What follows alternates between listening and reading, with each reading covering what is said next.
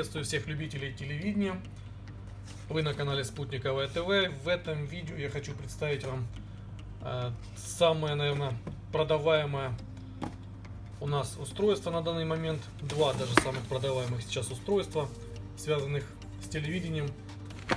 И которые, наверное, в ближайшее будущее будут очень и очень плотно вытеснять традиционное телевидение, спутниковое телевидение в частности.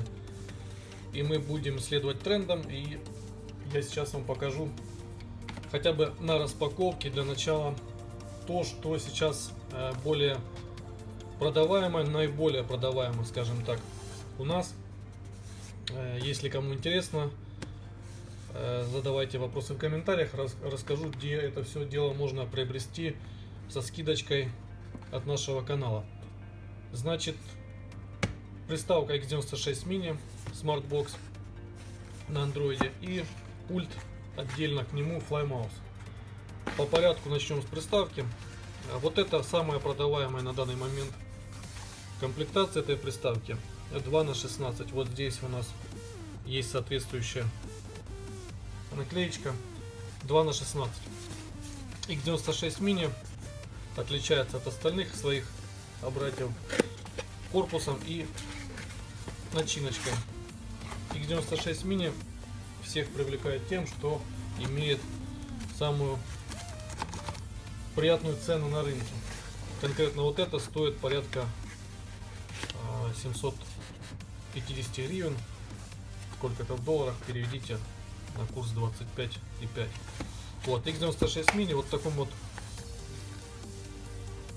такой вот упаковке. Здесь характеристики: 7 Android на нем стоит, уже предустановлен процессор Amlogic S905W, Cortex A53. Видим GPU Mali 450, поддержка 4К, выносной инфракрасный приемник, LAN 100 мегабитный, H265 кодек, HDR10. Ну, в общем, все основные описания. Здесь вот так вот 4К сделано. Все как бы основное нам нужное, необходимое, все здесь есть. Протестируем ее потом. Она вот в таком вот миниатюрном корпусе. Ну, на то она X96 Mini. Так, она вот в таком вот корпусе, приятный и симпатичный на вид. Матовый корпус, размеры 8 на 8 и толщина 1,5 сантиметра.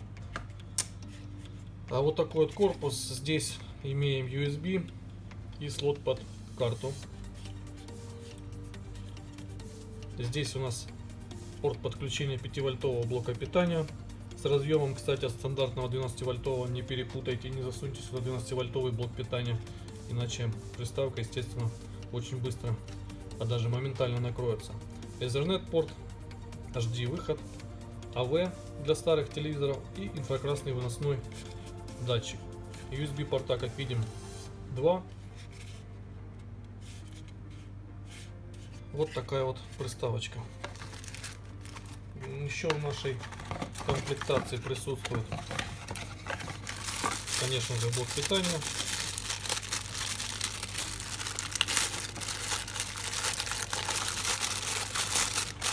Еще раз уточню, он 5-вольтовый, это очень важно, 2-амперный, с разъемом от стандартных 12-вольтовых блоков питания. Зачастую, покупая блок питания, люди не обращают на это внимания и выжигают свою приставку моментально 12-вольтовым либо 9-вольтовым блоком питания. Ну, 12-вольтовый самый ходовой на рынке, и, соответственно, разъем подходит, и все, такие случаи были. В комплекте есть HDMI за эту цену, достаточно качественный и длинный при этом, около метра. Также в комплекте есть пульт, инструкция.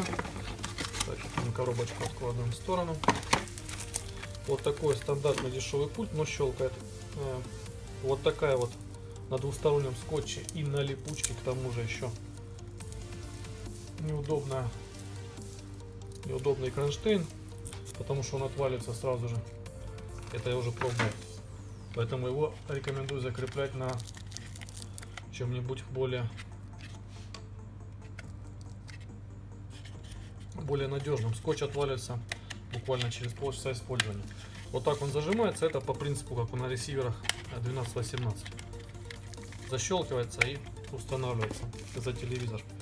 А чтобы пульт нормально работал, в комплекте есть инфракрасный приемник с разъемом мини-джек. Тоже достаточно длинный. Батареек в комплекте нет. Обратите внимание, сразу нужно будет покупать свои.